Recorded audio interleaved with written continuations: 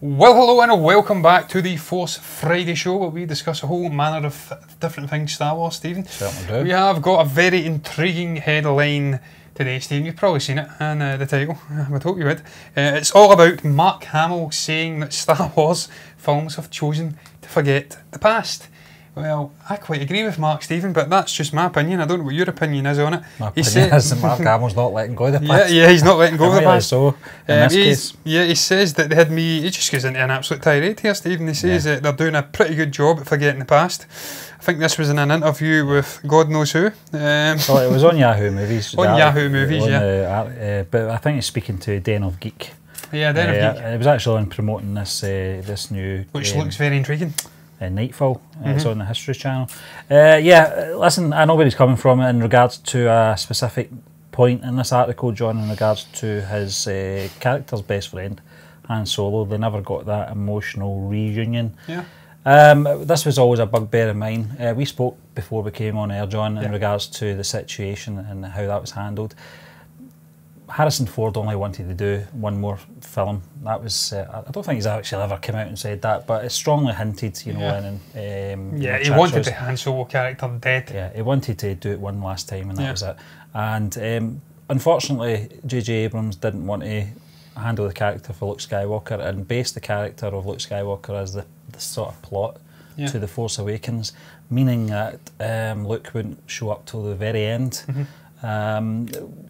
There could have been maybe a flashback in there or something, I suppose, that might have worked. I don't know if that would have killed the pacing of the movie. Well, there was a lot going on in that film, John, as you recall. A lot was on the shoulders of J.J. Abrams in regards to bringing the franchise back to a new generation as well. Yeah. Try to juggle all that, handle the sort of the old characters, introducing the new characters. There's so much going on.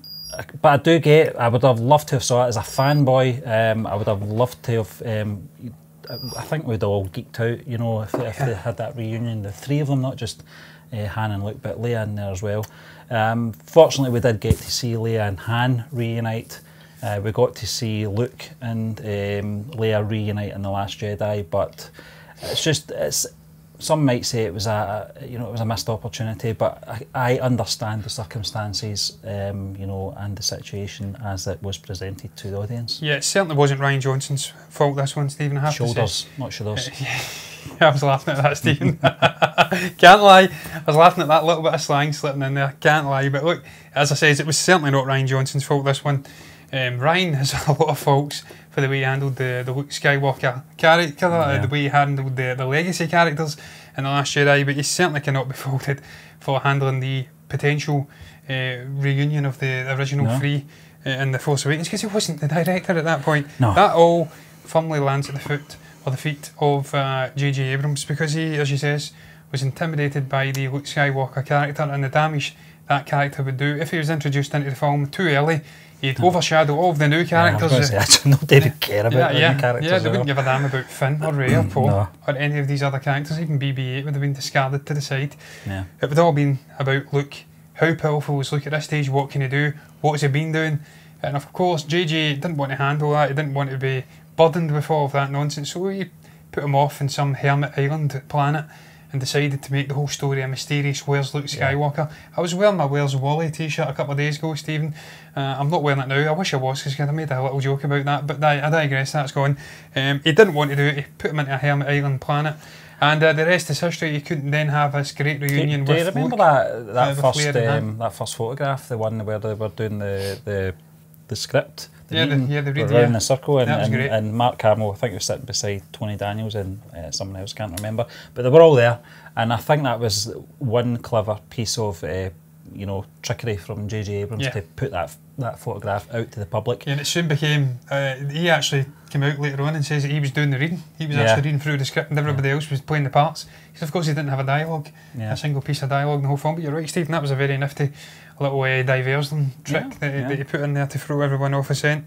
But he's right, Stephen, I completely agree. Even what he says about 3PO, they said in the script that he was just to walk past 3PO, and he says, look, I can't do that. to Ryan Johnson. He says, "Okay, go over and do whatever you want." And of course, we get that great interaction between the two characters. He winks at him. Listen, that would have been blasphemy for him to be in the same room as Freepool and not directors have a aren't moment. perfect, John, to be fair to them. And I was kind of miffed when I read that as well. I did hear about that story that you know, Mark Hamill pitched in with that idea of just winking at Seafood, acknowledging him, acknowledging his relationship from the past. But I'm not going to hold that against Ryan Johnson because directors aren't perfect. They will forget things. J.J. Abrams forgot about Chewbacca and Leia's relationship. And in fairness totally to Ryan, he was man enough to say, "Well, look, go and do it then." Yeah. He wasn't that much of a Billy Big Boss, as they say in Scotland, Steve, that he would say, "Well, no, it's not the script. This is my vision. You're not doing it." He says to him, "Well, go and do what you want," and he put it into the film. So hats off to Ryan for that. And look, he gave us that great reunion between Leia and Luke. So that was one of my favourite parts in the whole film.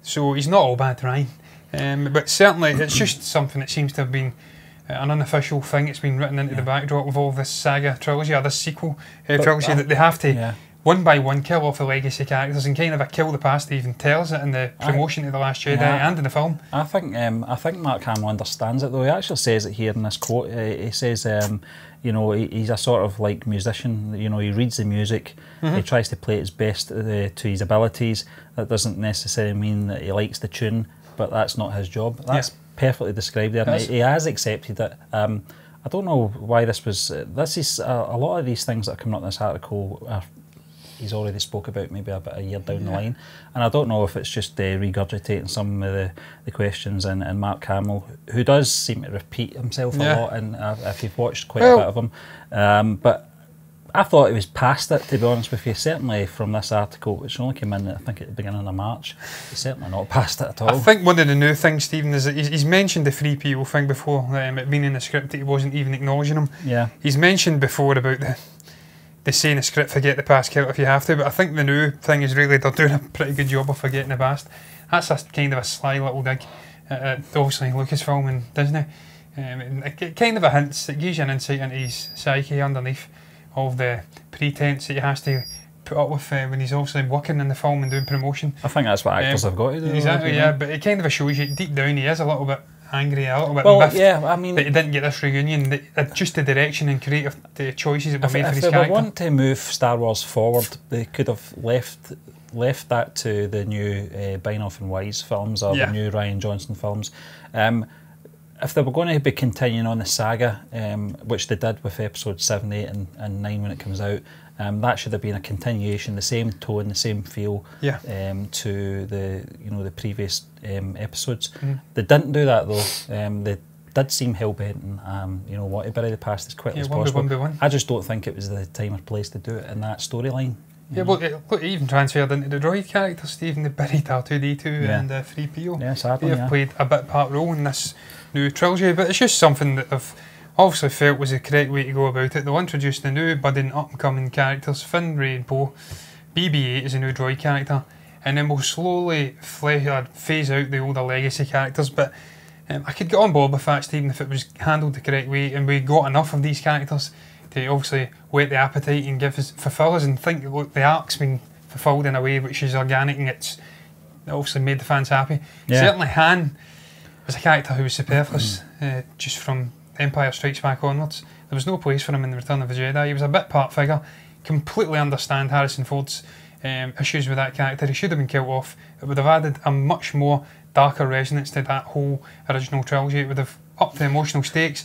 So when it came to The Force Awakens, no issues with the handling of Han. He tried to play the go-between between Leia and obviously Kylo, and it failed. And it aided Kylo's journey as well. So I had no issues with that.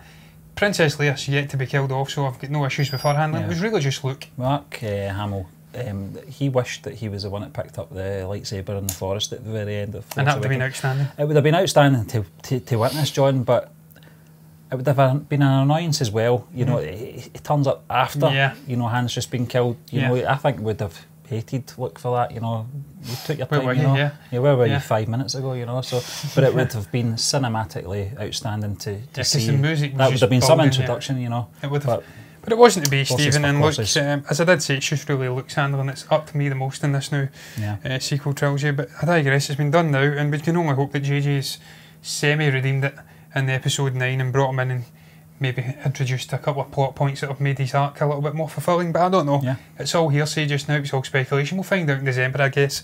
But I am going to move on, Stephen, to the very next topic. It's all about Clone Wars actors potentially dubbing over the prequels to make potentially make it a better experience. This guy, James Whitbrook from Gizmodo, certainly thinks that bringing in the actors from the animated series, also the Clone Wars and Rebels, and getting them to redo the voice work on the prequel trilogy, he thinks this would be a better experience. He thinks it would make it more lively. It would make the dialogue, the crappy dialogue, that you can write this shit but not say it dialogue from George, a little bit more snappy, a little bit more easy to consume. I completely disagree, Stephen. Yeah, after watching those videos. Yeah, he's supplied us with 2 trailers where there's examples of these overdubbing. It sounds like a bad Bruce Lee film from the 70s. Not that Bruce Lee's films were bad, I love Bruce Lee, but the overdubbing.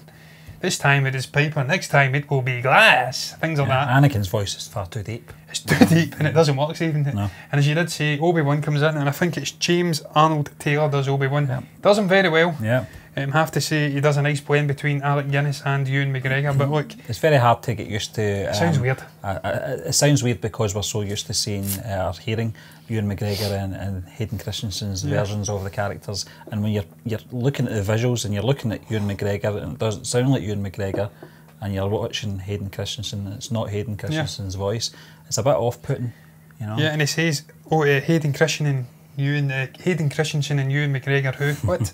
Come on, man. Everybody knows Ewan McGregor was one of the few redeeming things of the prequel trilogy. Him and Ian McDiarmid. Yeah. Come on, that's blasphemous. But I digress. Look, I'm not on board with this, Stephen. No. At all. It just doesn't work. Overdubbing has been done in Star Wars, the proper cinematic films before. And it wasn't well. Listen, it wasn't John, done well. At the very bottom of that article, it does make a good point. Maybe there's a compromise. The prequels animated in the style of Galaxy of Adventures. I'd be on board for that. I like those little shots. We actually discussed that before. Yeah. Redoing all of the saga trilogies in that style. I think it'd be good for kids, you know, that perhaps haven't seen Star Wars before. It's a good way of introducing them. Maybe need to cut out the Severin Hansel. Well, that's the thing I liked about those shots from Galaxy of Adventures, was that they added things in as well that weren't fantastical, that weren't in the movie, you know. Some of it looks a little odd, but that's only because we're so conditioned to we're ingrained with the original stuff, from the films. Yeah, I mean, look, somersaulting over Vader and going at him, attacking him on Bespin. No chance, I'm sorry. I love Luke, favourite character of all time in Star Wars, but he was not a fully trained Jedi, as Darth says to him. Yeah. I'm doing my Alec Guinness again. Obi-Wan has trained you well, but you're not a Jedi yet, something along those lines. But look, I digress, Stephen. I've not got much more to add. That was a short and sweet little topic. I don't agree with this guy, James Whitbrook, or whatever his name is. It wouldn't work. Not for me anyway, but horses for courses, as the late George Martin used to say. Yeah. And I'm going to move on to the next topic. It's all about Captain Marvel's Brie Larson. Yeah. She's wanting to be a Jedi, Stephen. She don't we all? Don't we all? Yeah, I can't even buy a bloody lightsaber. We've been there before. They're too dear over here. What he's doing, man? What he's doing, Disney? But we're going to talk about Samuel Jackson. We're going to talk about Samuel Jackson's lightsaber, yes. Brie Larson has, she said on Twitter that she explained that Jackson let her hold a prop, which ended up making Larson cry. It was so cool, I want to be a Jedi. The Force, and then obviously Star Wars replied with, the Force is definitely with you, Captain. Honoured to be an intergalactic hero with you, she later replied. But what I took from that, Stephen, was a little bit of innuendo in there. Yeah. Samuel let her hold this prop and she cried. I was like, wow, that is so inappropriate. I don't even know where to begin. But she wanted to be a Jedi after it, so it's all ended well. What I think is pretty cool as well, I didn't know this about the hilt on Samuel Jackson's lightsaber is inscribed with BMF. Yeah, I knew about that, I didn't know that. Yeah, he mentioned that before on a couple of interviews. But look, Stephen, I don't know what to make of this. Larson as a Jedi. It could work. She's an Oscar-winning actress. Yeah, she'll also win an Oscar for a room. You're not going to, knock that in the head. And by all accounts, she's been outstanding as Captain Marvel. The early reviews are saying she's a fine fantastic. Actress, yeah. Listen, I don't have any issues with that. I think she would be. I think she'd fit into the Star Wars galaxy very, smoothly. Yeah. She could play Bastille.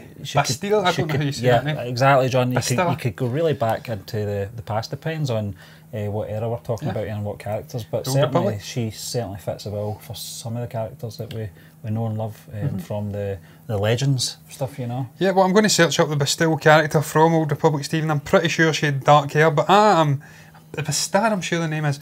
Yeah. I'm pretty sure that Brie Larson, if she was coming in, Bastille, that's the name. I still think that she could play. Jackson still wants back into Star Wars in some Samuel capacity. Jackson wants back into Star Wars. I love the guy. He was on the Jonathan Ross show the other night there, last Friday, I believe. Yeah. Guy is so cool. Such a cool guy for his age. But I'm sorry, Samuel, you're going to have to let it go. Mace Windu is dead.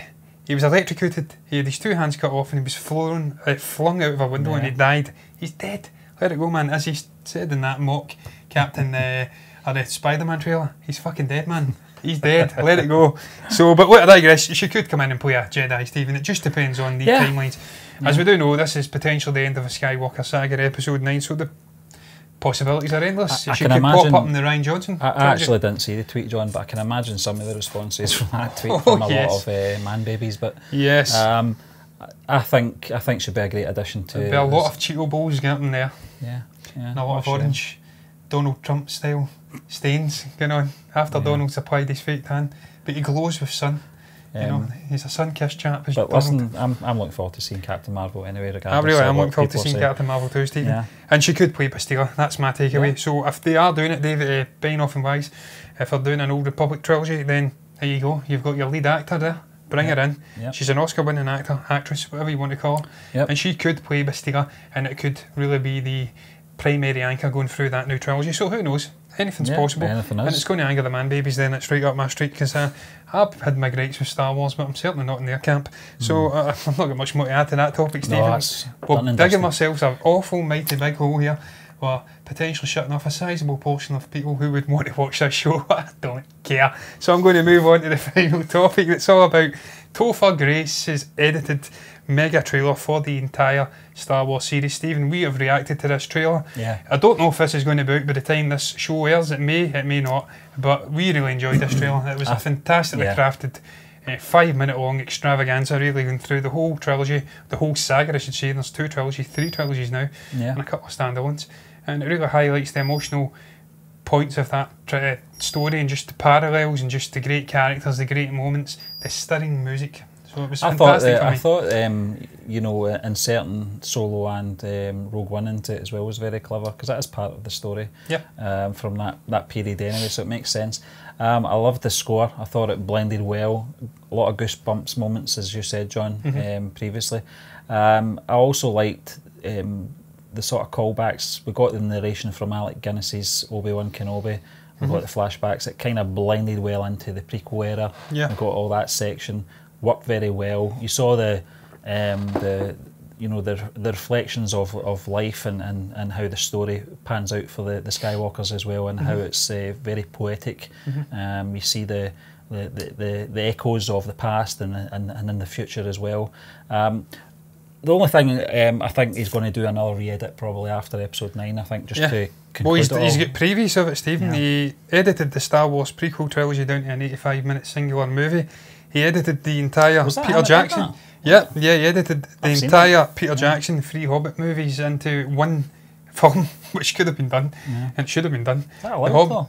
Yeah, I don't know if it's allowed, but he done it anyway. The Hobbit is it's a shorter book, and I think each individual Lord of the Rings book, I'd watch that, and they spread it out into 3 films. I wasn't arguing. I'm a big Tolkien fan. They did butcher certain elements, but I don't care about that. If I can get my Tolkien fix, I'm more than happy. But look, he edited it down into one film. I've not seen it as of yet, but I probably will give it a bash after that. He's shown himself to be quite the talented chap. And look, man, I really enjoyed it, as you did say. It perfectly highlighted many of the parallels that run through Star Wars, some of the key points in the almost tragic story of the Skywalkers. We've seen the parallels of Leia and Kylo, obviously Shmi Skywalker and Anakin Skywalker. That's kind of a similar thing going on there, giving birth to a potential powerful force user, and then going to the dark. We've seen the parallels between Yoda and Ben and Luke stretching over into various different trilogies. Just the story of Rey and Anakin as well, parallels echoing there. The hilt, the lightsaber hilt, could she be born out of the Force? That's certainly a potential plot direction they could pick. And obviously Anakin was famously born out of the Force. We know now it was actually Sheev Palpatine that buffed him through the Force. So many things touched upon there. It was expertly crafted. I really enjoyed the moments with Ben again, talking about his great friend. He was a great pilot and a good friend, and then it's going to Mustafa. I hate you. Yeah, I hate you. He was a good friend. I hate you. Well, they were good friends. He says that at one point, doesn't he, in the Clone Wars, at Attack of the Clones. You're like a father to me or something, I can't recall the exact words. But yeah, all in all, Stephen, I really enjoyed it. It was a great little 5-minute edited together little trailer extravaganza, whatever you want to call it. I love the music, I love the plot points. It just stirs something within you watching it all. No Jar Jar though. No Jar Jar. Yeah, I think that's deliberate. I suspect you have seen the edited prequel film. Was there Jar Jar in it? I can't recall. I think they edited out all the Gungans, I'm pretty sure. sure. In fact, I think the one I saw, John, it might be that one. It was roughly about that sort of running time. He took out all the Gungans. They really scaled down the Phantom Menace down to maybe about the first 10 minutes of the film, and it went right into Attack of the Clones. Yeah. The good bits of Attack of the Clones, you know. I never knew there was good bits of Attack of the Clones. There's more than 10 minutes, so. Yeah, well, the bits with Obi-Wan and Jango Fett on Camino. Yeah. The bits with obviously I don't know, Count Dooku and Yoda, potentially. Maybe that fight's a little bit crap when he's doing his acrobatics, but the whole Geonosis thing I hate. Yeah, I love Count Dooku. I love Christopher Lee, one of the all-time greats. What a voice. We touched upon it previously with that animated, the overdubbing. You just can't overdub Darth Tyrannus. What the hell are you doing? Christopher Lee is the man. That was a great point in the Attack of the Clones. But I digress. I'm going down into a rabbit hole again, Stephen. I'm going down and doing an Anthony Daniels. I don't know if he's still down that rabbit hole. I've not checked on him. Someone throw the guy a rope. Someone throw me a rope so I can end this show, Stephen. We've not got much more to add, I don't think. So we're going to round up this short and sweet Force Friday show. If you've enjoyed it, you're enjoying the content in general on this channel, then like, comment below, subscribe to the channel, and we'll be back next Tuesday with Box Office Chat. If you're liking this video, then why not check out our other content on our channel.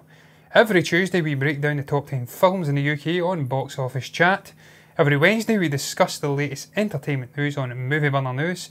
Every Thursday we chat about the latest movie reviews from our writing team on the Blog Rundown, and we wrap up the week and get ready for the weekend with the Force Friday show, where we discuss the latest news in the world of Star Wars.